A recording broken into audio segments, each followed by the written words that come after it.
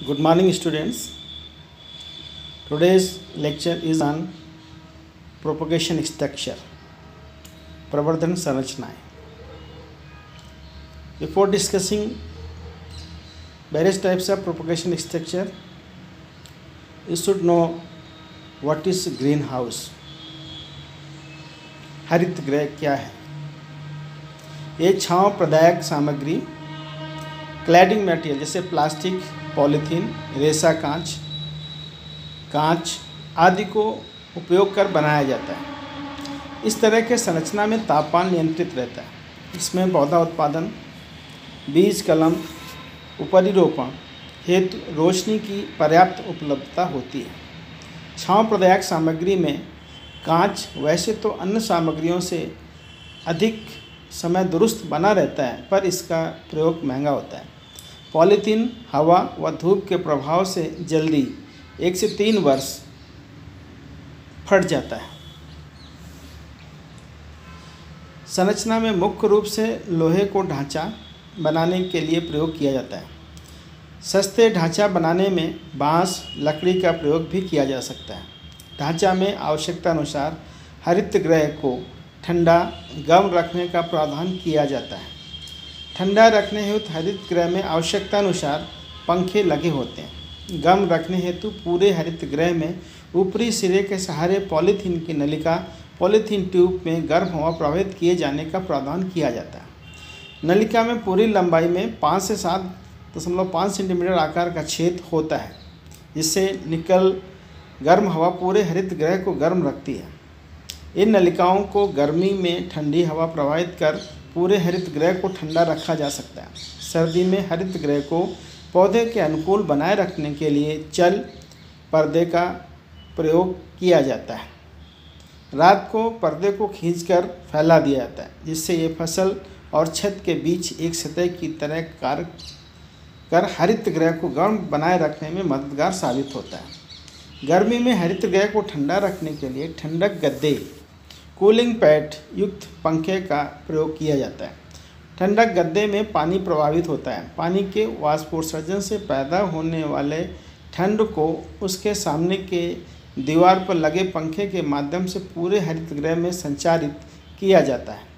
इस तरह हरित गृह गर्मी में ठंडा रखा जाता है। उगाए जाने वाले पौधे की किस्म के अनुसार हरित गृह में दिन का तापमान 30 से 35 डिग्री सेंटीग्रेड तथा रात का तापमान 13 से 15 डिग्री सेंटीग्रेड बनाए रखना आवश्यक होता है। छायागृह लाथ हाउस, ये मुख्य रूप से मुलायम पौधे को छाया प्रदान के लिए बनाया जाता है। इसके लिए विभिन्न सघनता की छाया जाली का प्रयोग किया जाता है। प्रकाश की सघनता को कम कर ये पौधों के लिए पानी की ज़रूरत को भी कम करता है। इसके निर्माण हेतु लोहा, लकड़ी, बांस का ढांचा बनाया जाता है। ढांचे के ऊपर सिरे में खड़ी पड़ी क्रिस क्रॉस सहारे के ऊपर छाया जाली को फैलाकर ग्रहनुमा छाया ग्रह खड़ा किया जाता है। उष्म सैया, ये लकड़ी की संदूक सदृश ढालदार ढक्कन युक्त संरचना होती है। इसका मानक आकार 0.9 इंटू 1.8 वर्ग मीटर होता है। ये लकड़ी जैसे देवदार, चीड़, टीक आदि जो सड़न के प्रति प्रतिरोधी होती है का प्रयोग कर बनाया जाता है। बिजली जनित उष्मक, गर्म जल, भाप, सड़ी हुई गोबर की खाद इत्यादि से उष्ण सैया को उष्ण हीट प्रदान की जाती है।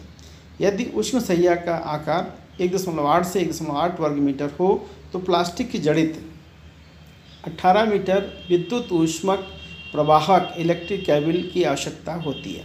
इसे फैलाकर उसमें रेत की पतली छह बिछा देते हैं। इसके ऊपर 10 से 15 सेंटीमीटर मोटी वृत्ति माध्यम ग्रोइंग मीडियम भरी जाती है। उष्ण सैया उग्र शीतकाल को छोड़कर वर्ष भर प्रयोग में लाया जाता है। उष्ण सैया शीघ्र शीतकाल वाले क्षेत्रों में इसका प्रयोग बसंत, ग्रीष्म एवं अगेती शीत ऋतु में किया जाता है। उष्ण सैया स्थानीय तौर पर उपलब्ध कूड़ा कचरा, गोबर की खाद, घास फूस से भी तैयार किया जा सकता है। देखें इसे चित्र 501 में से देखें। इसे बनाने हेतु नीचे घास पुआल बिछाने के बाद इसके ऊपर ताज़ा गोबर फैला दिया जाता है। इसके ऊपर पुनः पुआल बिछाकर ऊपर से मिट्टी खाद डालकर बीज बो दिया जाता है।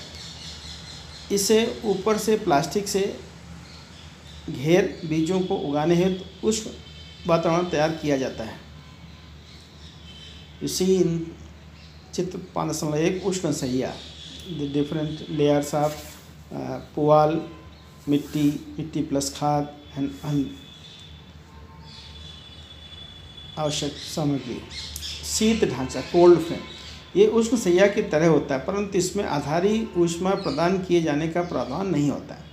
इसका मानक आकार 0.9 से 1.8 वर्ग मीटर होता है। इसके ऊपर कांच, ग्लास, रेशा कांच, फाइबर ग्लास, पॉलीथीन आदि पदार्थों का ढक्कन होता है। ढक्कन सांचे फ्रेम में अच्छी तरह बैठना चाहिए ताकि अवशोषित ऊष्मा का ह्रास न हो तथा भीतर पर्याप्त आर्द्रता बनी रहे।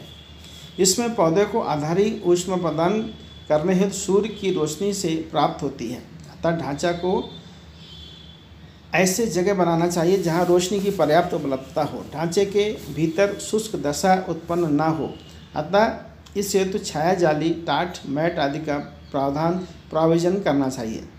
वह क्षेत्र जहां ठंड पड़ती है, शीत ढांचा में पौधे को सुरक्षित रखा जा सकता है, पर इस हेतु घास फूस की छाजन का प्रावधान करना चाहिए। इसका प्रयोग मुख्य रूप से जड़ प्रस्फुटित कलम या पौध को सख्त बनाने के लिए होता है। ये देर बसंत ऋतु, गर्मी और अगेती शीत ऋतु में जब बाहर से ऊष्मा की आवश्यकता नहीं होती है, पौधा उत्पादन हेतु उपयोगी होता है। अन्य संरचना, कई बार हरित गृह या छाया गृह में पौधों की उचित बढ़वार हेतु आवश्यक नमी नहीं होती है। ऐसी दशा में संरचना के भीतर संरचना बनाई जाती है। देखें चित्र 4.4 में इसका अवलोकन करें। प्लास्टिक या ग्लास का अंतः संरचना स्ट्रक्चर विद इन स्ट्रक्चर कलम में जड़ फुटान को बढ़ावा देता है। कई बार कलम को उल्टे बीकर या कांच का मर्तमान से ढकने से जड़ फुटान बढ़ जाता है। छायागृह में सर्दी से पौधे को बचाने हेतु चारों ओर से ढांचा के सहारे पॉलीथीन से ढकाव कवरिंग करने से सर्दी में पाले से बचाव होता है। इस तरह के संरचना निर्माण में ये ध्यान रखना चाहिए कि अंदर नमी बहुत अधिक ना हो जाए, अतः संवातन का समुचित प्रबंध होना चाहिए। इसके अभाव से फफूंदी, जीवाणु जनित रोगों का जन्म होता है। ऐसी दशा में रोगनाशी रसायन का प्रयोग करना चाहिए। Thank you for patience hearing.